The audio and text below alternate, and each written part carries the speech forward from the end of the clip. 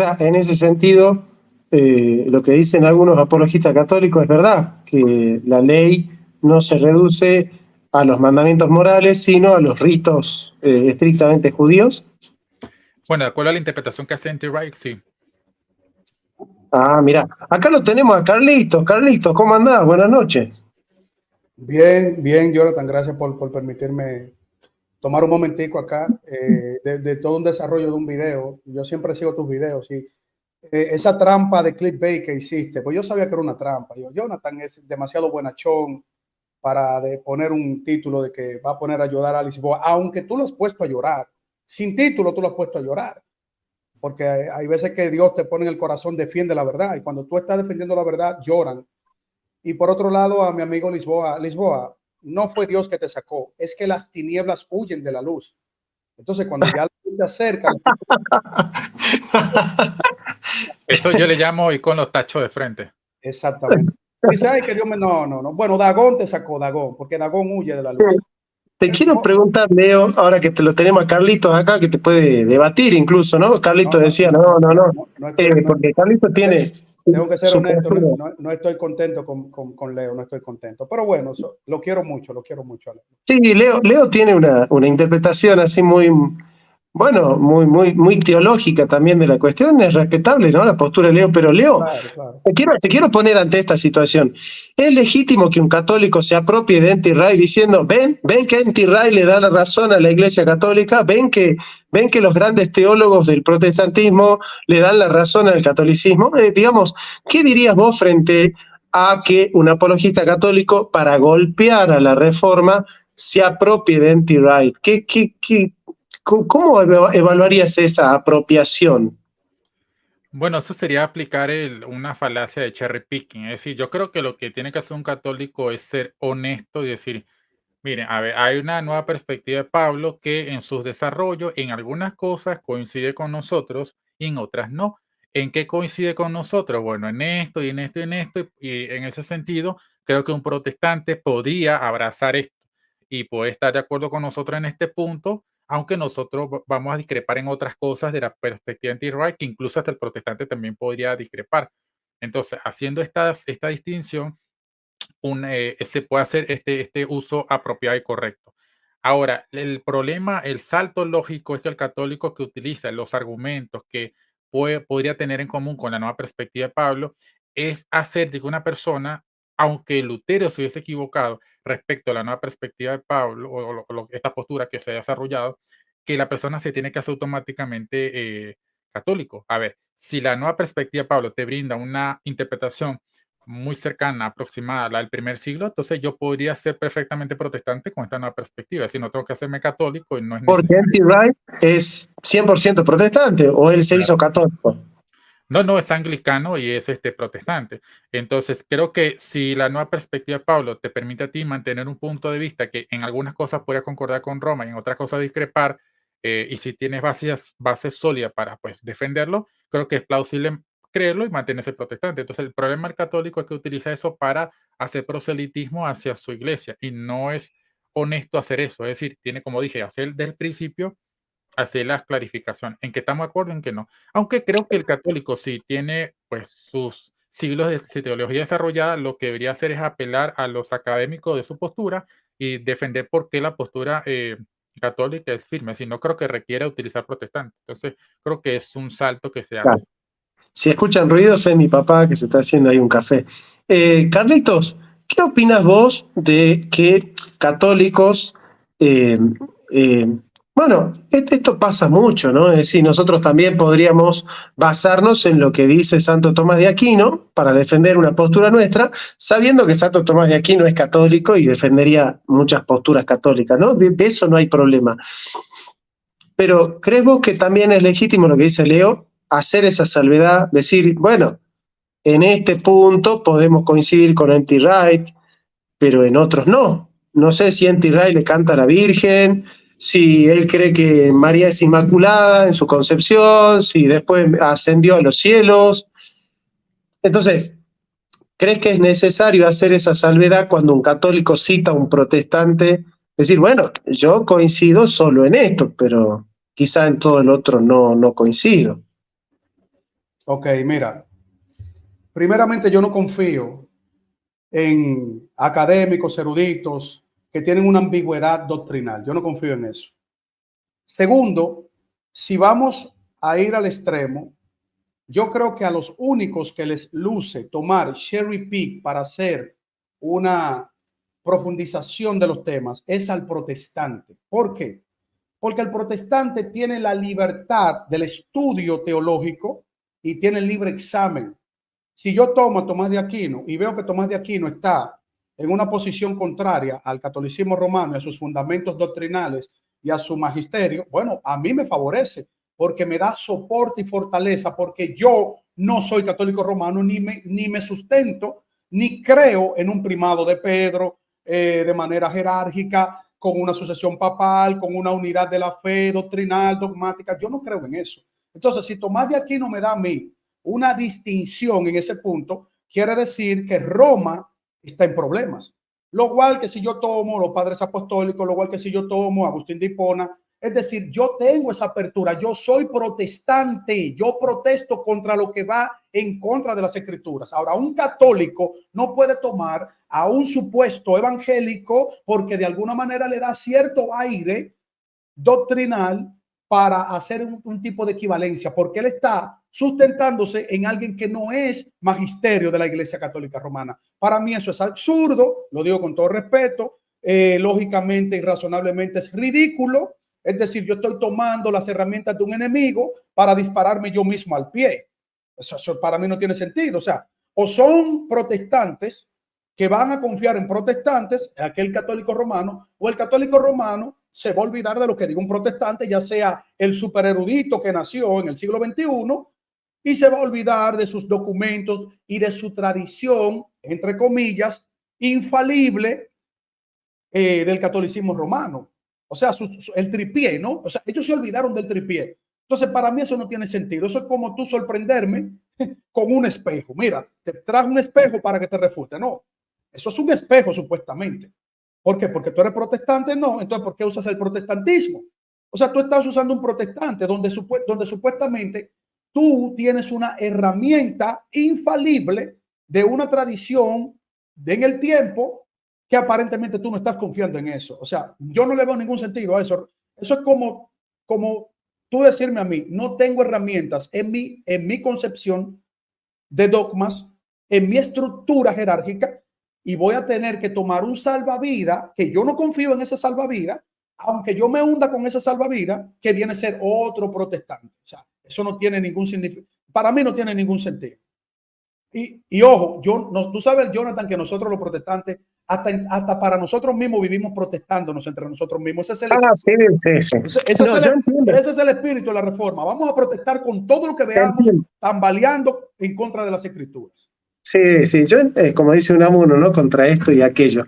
Yo entiendo, a ver, ciertamente un católico te podría decir, bueno, pero yo como católico no estoy condenado a citar solo lo que dice mi magisterio. Yo como católico puedo leer otras investigaciones y tener otras fuentes. De eso no hay problema. Yo creo que tu análisis podría ser más profundo porque, claro, a ver, si N.T. Wright tiene autoridad porque es el mejor teólogo de la actualidad en el tema de la, qué sé yo, de la ley. Que no lo es. Porque sí, pero vamos a suponer que yo para debatir te digo que N.T. Wright es el gran teólogo de la actualidad, es el mundialmente reconocido y es una eminencia, y bueno. Claro. Y si yo creo que él es una eminencia, ¿por qué no es una eminencia en todos los otros temas que no coinciden con el catolicismo? Si él es un protestante, si él es un anglicano, si él no cree que el Papa es infalible, ¿por qué no es una gran eminencia? Digamos, ahí sería como una cuestión, porque de última, el católico que cree en Santo Tomás, bueno, trata de leerlo complexivamente. Y bueno, de alguna u otra manera, la doctrina de Santo Tomás es muy consonante con el catolicismo, pero bueno, siempre tiene algunos pliegues, ¿no? Pero yo leo así. En algunos puntos con el protestantismo. Yo no sé cómo Yo no sé cómo Tomás de Aquino sigue vivo en la Iglesia Católica Romana, que no lo han excomulgado, porque hay hipocresía en el catolicismo romano. Lo digo, es que, mira, si tú me vas a hablar a mí en términos de razonamiento lógico y tú me pones a Tomás de Aquino, que no estaba de acuerdo con lo que cree Roma al día de hoy, es obvio que hay unas contradicciones muy profundas. De hecho, estos apologistas del garrote, como tú muy bien los has bautizado, que entienden que Roma, la Roma de hoy, no quiere saber del protestantismo, no quiere buscar el ecumenismo, lo que quiere es destruir el protestantismo. Eso también es una contradicción lógica, porque Trento quería destruir el protestantismo. Trento anatemizó el protestantismo. Ahora hay una apertura. Ok, hay una apertura, pero no deja de haber una contradicción histórica. Por eso Dan Turbina está tratando de lavarse las manos como Pilato cuando él refutó al Papa Francisco y el Papa Francisco lo refutó a él. Que el Papa Francisco quiso decir lo que realmente no quiso decir, pero dijo lo que no dijo. No, aquí nosotros no somos niños, nosotros no, olvídate. O sea, a otro perro con ese hueso, como dicen en mi país, pueden engañar a un filósofo. No creo que te engañen a ti, Jonathan, porque tú eres muy meticuloso con el asunto de la información. Tú tienes un muy buen corazón, pero la hipocresía no calza. Delante de Dios la hipocresía no calza. O eres caliente o eres frío, pero tibio, eso no cabe. Dios vomita eso. Entonces, o se tienen que poner de acuerdo, o son del Papa Francisco y dejan de estar pataleando, como tú muy bien lo dices. Tú tienes que escuchar a tu cabeza. Vete por el despeñadero con la cabeza de tu iglesia, pero no vengas con ambigüedad, porque si el Papa quiere buscar un ecumenismo y está diciendo que, bueno, los anglicanos, los luteranos se han acercado en este punto, ellos tienen razón, en este punto estamos todavía en discusión, no pueden venir a crear una iglesia alterna o paralela. A nosotros si nos luce, nosotros somos protestantes, nosotros podemos sentarnos en una mesa del diálogo y decir, Jonathan, yo no estoy de acuerdo contigo, ¿por qué? Porque Pablo dice esto, pero no le debemos obediencia a ningún papa protestante. Exactamente. ¿Qué me importa a mí, Matthew Henry? ¿Qué me importa a mí, Alistair McGrath? Para mí ellos están tan equivocados. Cuando yo veo las escrituras, meten mucho la pata, no son infalibles para mí. ¿Qué me importa a mí que tengan 200 millones de títulos? A mí me importa que me lo prueben con la Biblia, y la Biblia me dice claramente lo que nosotros a través de la reforma hemos defendido.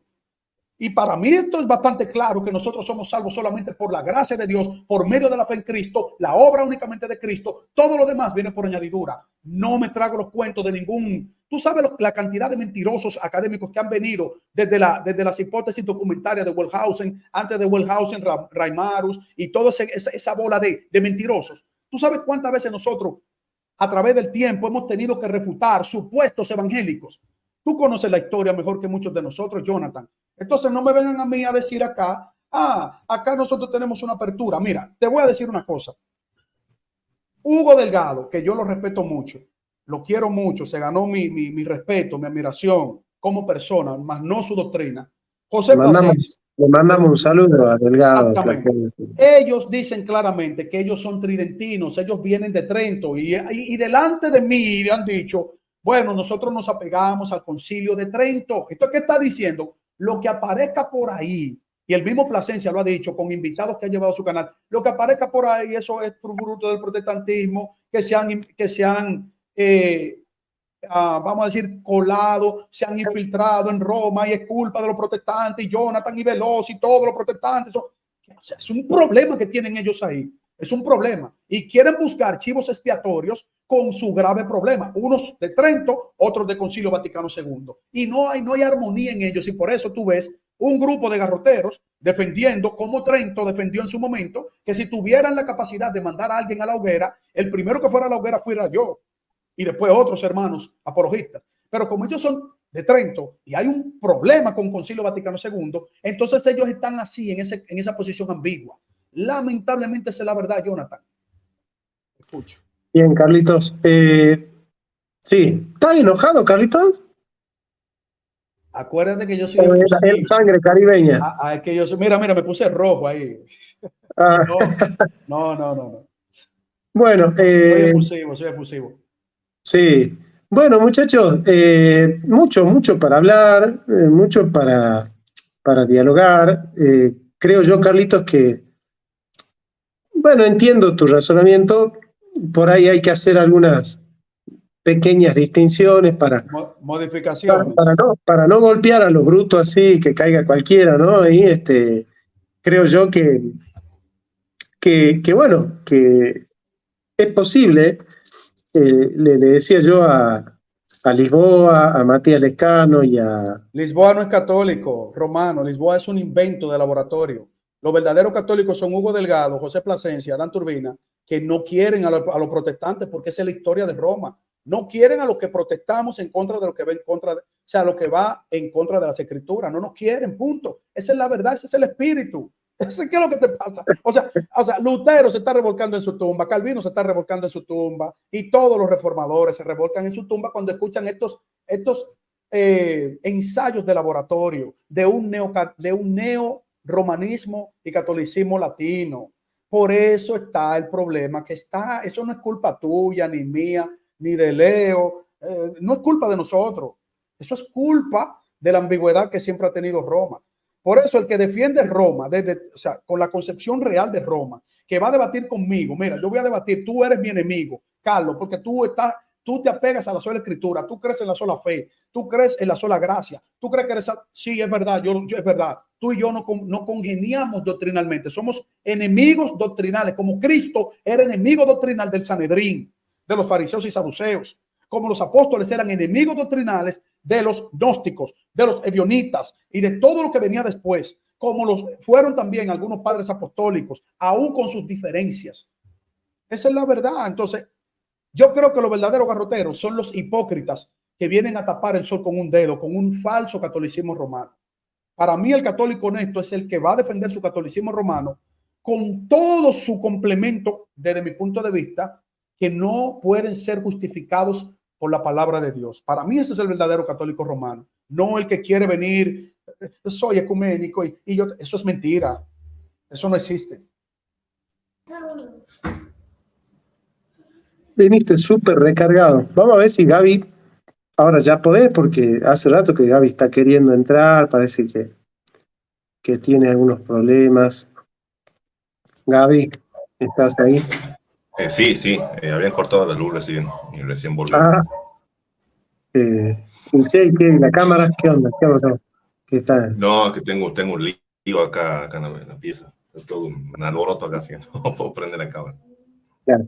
Mira vos, así que Carlito dice que Lisboa y todos los católicos ecuménicos no son buenos católicos y que los auténticos católicos son los garroteros. ¿Qué decís vos? ¿Cómo? Que los otros Claro, tipos ecuménicos no son buenos católicos. Que los católicos que siguen el ecumenismo del Vaticano II no son los auténticos católicos, sino los garroteros antiprotestantes. Igual que los evangélicos que son ecuménicos con Roma, esos no son verdaderos evangélicos. Eso es lo que están pasándole la manita al Papa y que eso no son verdaderos evangélicos tampoco. Che, pero yo lo había visto a Carlos dar unos pasos bien interesantes hacia adelante.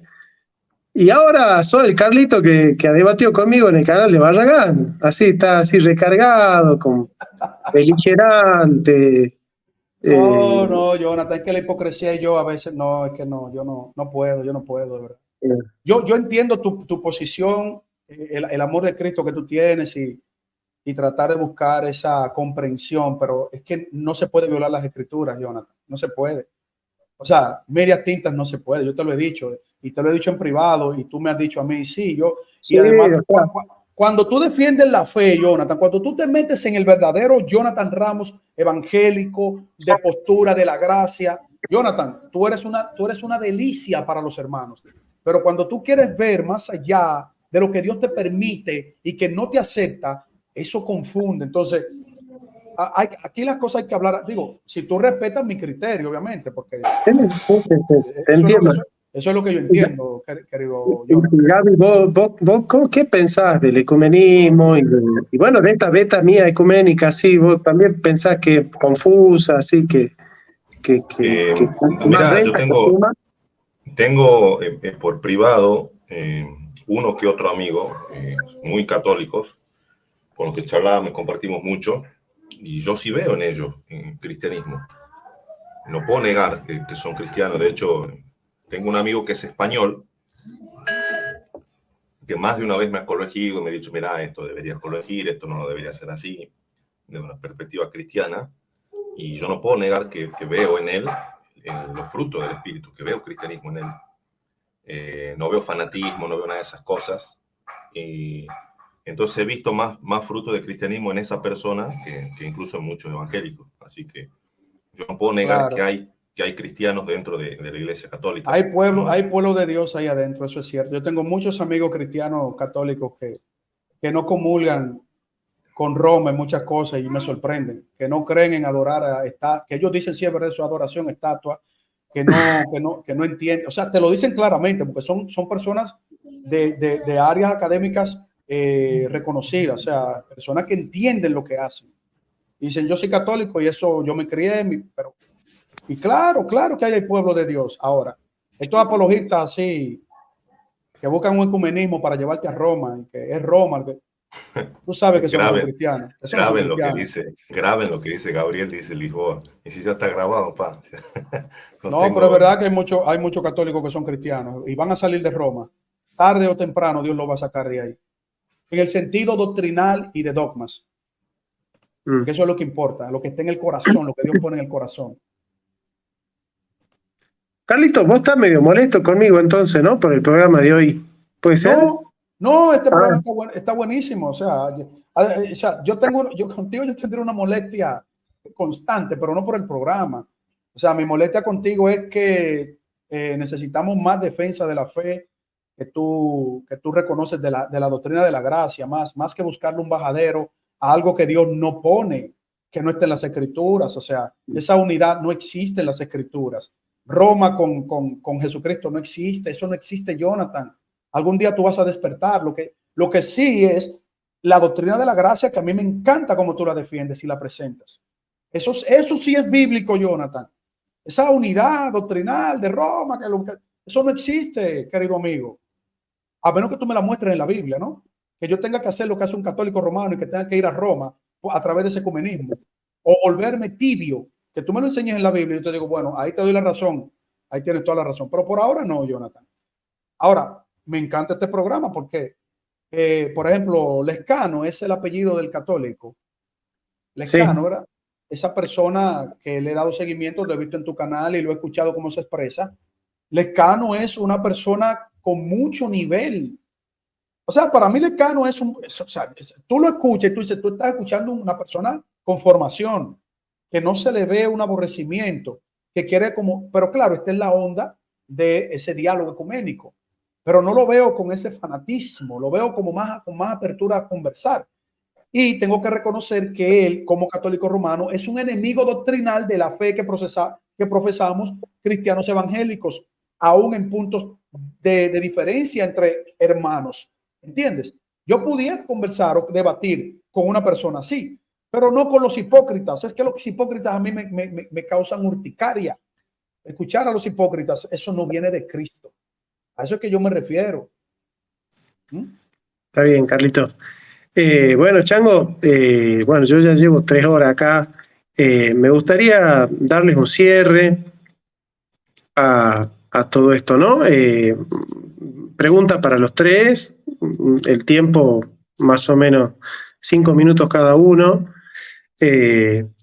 Leo, ¿qué consideras vos que sería como el núcleo central del protestantismo? Aquello que, si vos decís, bueno, si hay un protestante que me niega esto, yo ya no lo consideraré dentro de la familia del protestantismo. ¿Cuáles serían, digamos, para vos los ítems, los puntos que vos decís, esto no es negociable dentro de la reforma, acá hay que quedarse acá porque esto es lo central? Ok, bueno, antes de hablar de protestantismo es importante hablar de cristianismo. Creo que porque hablar de identificadores de protestantismo no es lo mismo que hablar de identificadores de cristianismo. El protestantómetro. Exacto, sí. No, primero, ¿por qué primero cristiano? Porque lo básico, el estándar en términos formales es el credo. El credo que creó en Dios Padre Todopoderoso, en su Hijo, nuestro Señor Jesucristo, que nació de la Virgen, murió, fue resucitado, ascendió al cielo, volverá por segunda vez, creemos en la muerte, resurrección, todo ese tipo de cosas son el núcleo central de la fe que vamos a compartir con católicos y ortodoxos. En ese sentido, lo que se hacía en los primeros siglos era que las personas profesaran esta fe y fueran bautizados, y sobre la base de eso era, digamos, el estándar mínimo para que una persona sea considerada dentro de la fe. Así que antes de hablar de identificadores protestantes, es importante el de cristiano. Muy bien. Ahora, exacto. Ahora, porque claro, el católico va a estar de acuerdo con nosotros en esto, pero van a haber diferencias. Entonces, ¿cuáles son las diferencias que hace que el protestante se diferencie del católico? Bueno, específicamente en temas positivos sería aceptar el principio de la escritura. En términos negativos, rechaza la autoridad del Papa o del Obispo de Roma como el líder supremo de la Iglesia. En cuanto a la salvación, la justificación solamente por la fe, y en contraste con Roma, la justificación por fe y obra, entendiendo obras como actos meritorios. Así que en ese sentido está la distinción. Ahora, dentro del protestantismo, algunas declaraciones van a ser leídas bajo, o sea, la misma nomenclatura de formas distintas. Aquí viene el asunto del solus Christo. Un católico puede estar de acuerdo incluso con esto, de hecho, muchos lo han dicho, pero creo que esta declaración, solus Christo o solo Cristo, debe hacerse una lectura de manera muy apropiada, porque obviamente no estamos negando la salvación por la Trinidad. Es decir, si yo digo que solamente a través de Cristo soy salvo, no estoy negando la actividad del Padre ni del Espíritu Santo. Por otro lado, por ejemplo, eso diría que son los tres distintivos clásicos. Luego, con el tiempo, fue que surgieron los otros dos añadidos, que es el de Soli Deo Gloria y el de Sola Gratia, ¿no? Ahora, un monergista puede leer la misma expresión sola gracia de manera distinta que un sinergista. Un monergista va a leer que el hombre está inhabilitado y Dios activamente lo regenera, y eso implica que Dios por gracia lo habilita, etcétera. O el Soli Deo Gloria, que bueno, el hombre es totalmente pasivo. Otras personas podrían darle una lectura en que podrían estar de acuerdo en que solamente Dios se lleva la gloria en la salvación. No obstante, no implica que los hombres no, en el proceso de salvación, su voluntad no esté activamente, eh, eh, digamos, no resistiendo la gracia de Dios. Y en ese sentido estamos utilizando las mismas nomenclaturas que serían como la base, y luego estarían las diferentes formas de cómo entender eso. Entonces, lo que llamamos las cinco solas podría ser como un estándar para definir a alguien dentro del protestantismo en general. Luego vendría cómo entender algunas fraseologías, pero creo que no es algo problemático. Otra cualidad importante es que en el protestantismo no hay una diversidad de pensamiento. O sea, no puedo decir que los que no creen el bautismo de niños no son protestantes, porque no es así. O sea, yo no puedo decir, bueno, yo creo que los dones continúan, porque yo no soy cesacionista, yo soy continuista. Pero entonces los que son cesacionistas no son cristianos, o no. Eso no se puede hacer. Lo que sí yo podría decir es que creo que están equivocados. Podría dar razones por las que yo creo que el continuismo es bíblico, pero eso es distinto a condenar a un conjunto de personas, que hacen de tal la diferencia. Entonces, yo creo que dentro del protestantismo lo que nos distingue es eso. Y ahora aquí viene mi opinión personal, muy, muy personal. Leonardo Mendoza sostiene que en realidad lo que es la base, hablando en términos de identidad del protestantismo, es el principio de sola escritura. ¿Por qué? Porque si existiese una fuente alterna con la misma autoridad que las escrituras, que fuese fuente de revelación, o sea, en este caso la tradición, tendríamos problemas, obviamente. Entonces, pero como pues realmente no existe esa fuente, no existe la tradición como una fuente de revelación, lo que sabemos que existe de tradición son los desarrollos teológicos de los padres, los concilios, pero eso no es algo, no es una información original del primer siglo, son desarrollos posteriores. En ese sentido, creo que tenemos justificación para eso. O sea que aquí viene el caso hipotético. Imaginemos que Lutero está equivocado en el tema de la justificación. Bueno, aún así, yo podría seguir siendo protestante porque el principio de la escritura me lo justifica. En cambio, si Lutero, digamos que los católicos hubieran tenido la misma doctrina, ¿habría igual razones para ser protestantes? Sí.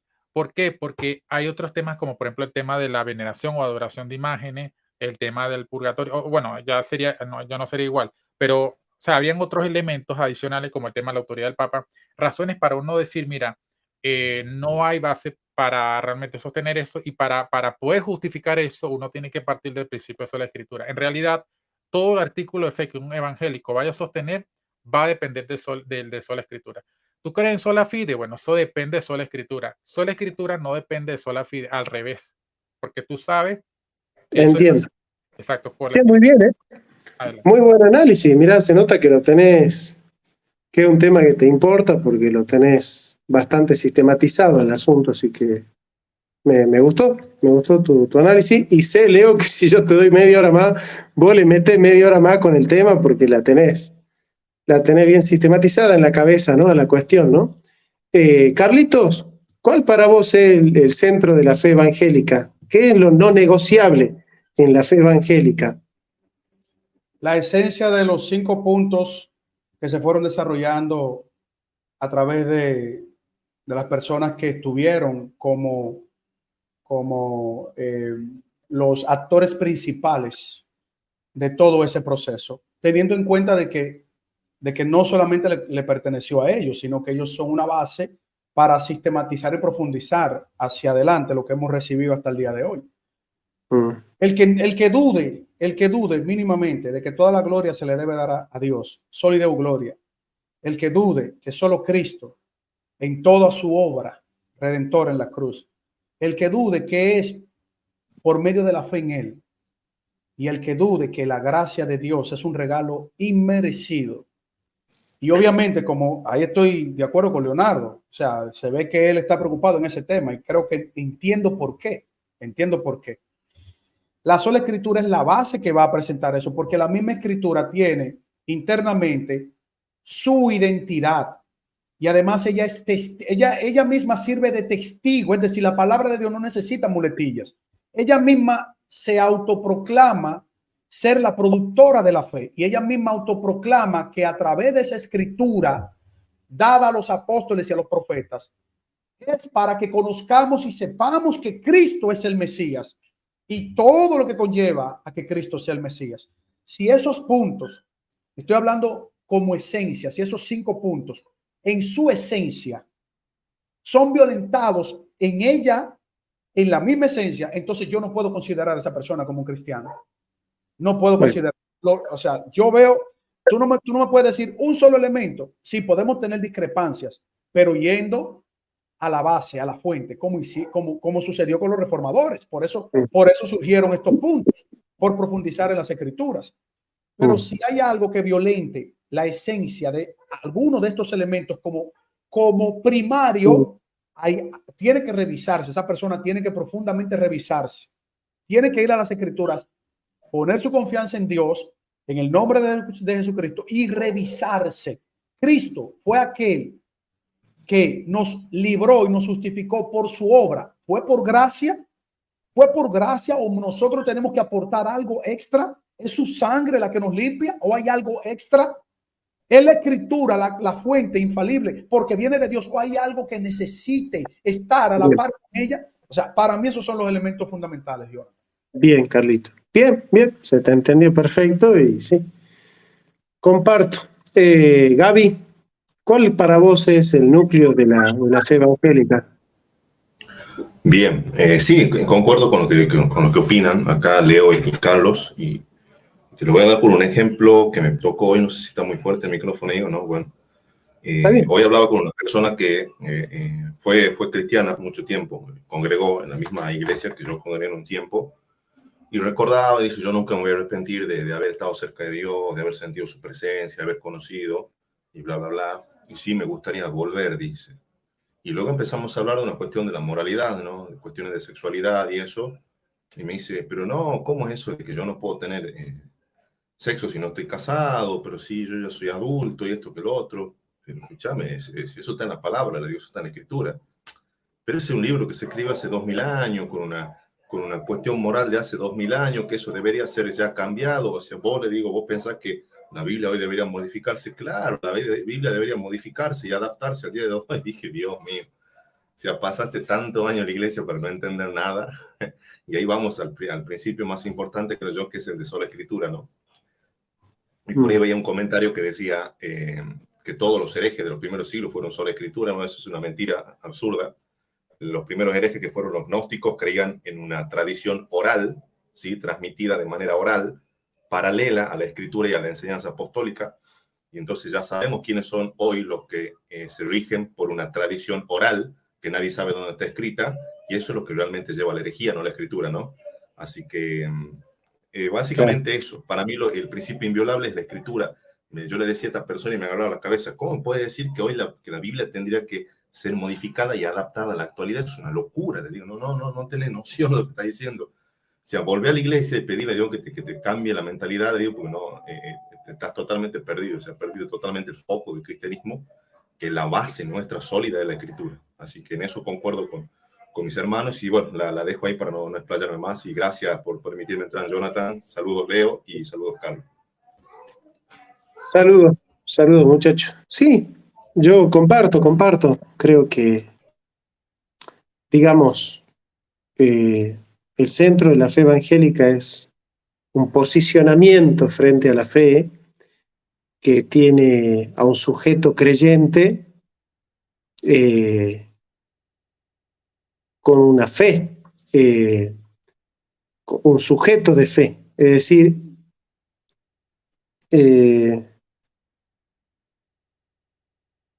cuando nosotros decimos credo, podemos enfocarnos en el credo como objeto de la fe, que es el contenido de la fe, o como el sujeto de la fe, que es el creyente, ¿no? Y el protestante es un creyente, y Schleiermacher dice, el protestante tiene fe en la fe. Es decir, nosotros creemos que somos creyentes y vivimos como creyentes, ¿no?